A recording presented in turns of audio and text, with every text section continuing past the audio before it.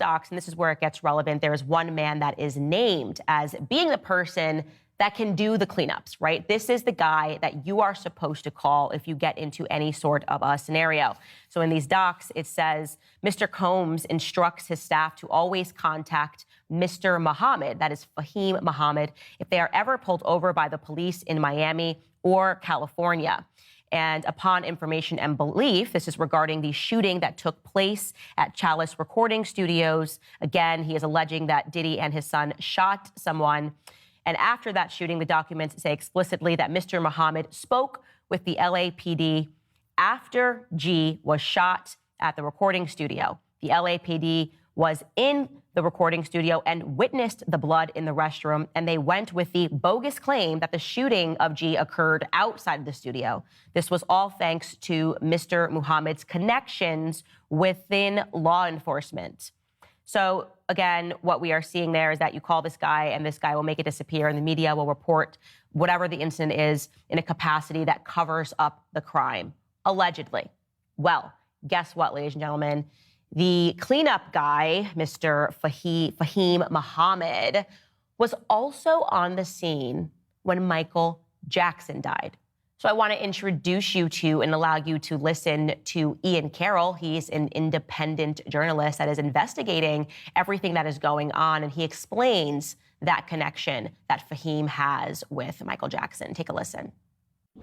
So this new lawsuit just came out that shows tons of evidence that P. Diddy, Puff Daddy, has been running a sexual blackmail operation very much like Jeffrey Epstein, but in the rap and music industry for basically 30 years.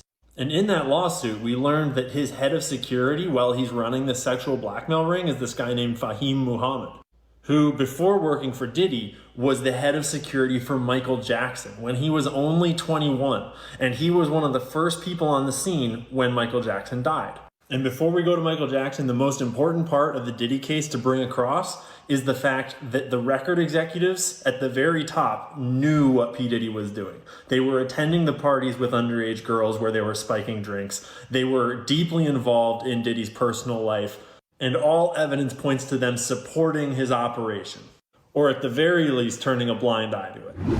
So yes, this is obviously huge. It's also potentially terrifying. And now, if you want to be rational and use the rational side of your brain, you just go, okay, well, this could just be a coincidence, right? Like Fahim Muhammad, he is in security. And yes, he obviously is high up in security. He was providing security to Michael Jackson. He happened to die on his watch. Big deal, right? Big deal. Well, I think that would lead us to the question of who exactly is Fahim Muhammad, because that's kind of a big first job to have. You're 21 years old and you're protecting the king of pop. What exactly are his qualifications? Let's go back to Ian Carroll and his reporting. And now, here's the best part. Check this out. This is in all of his bios, by the way, but we're pointing it out now. In 2008, Fahim graduated from Sacramento State University with a Bachelor's of Science degree in Business Administration with a concentration in real estate and marketing, okay? Do you realize what's wrong with that yet? Anything coming to mind? When did Michael Jackson die?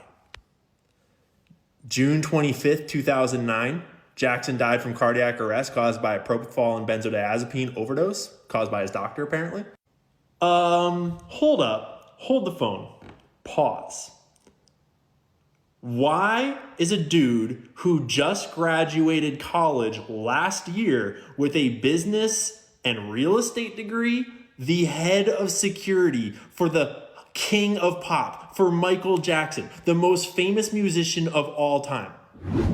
Yeah, that is remarkably suspicious. And if we had a media that was interested in actually presenting the truth and not just propagandizing on behalf of the state, they would probably explore and look deeper into who this character is.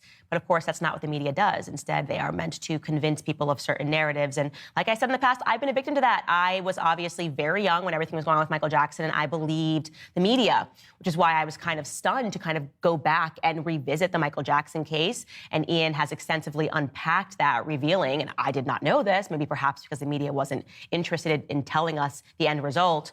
But yes, the FBI raided Michael Jackson's home. They poured through hours upon hours of the video footage that he had had other materials, documents that were in his house, trying to find this connection to Michael Jackson and potential child abuse. And what ended up being the result was that they could not find a single shred of proof that Michael Jackson had abused any children. And yet, despite this, the media convinced us that he was a pedophile. Or maybe they didn't convince you, but they definitely did a good job convincing me that Michael Jackson was a pedophile. And to be clear, maybe it's perhaps the lack of evidence that was ever uncovered. Michael Jackson was found not guilty of all of the charges that were brought against him.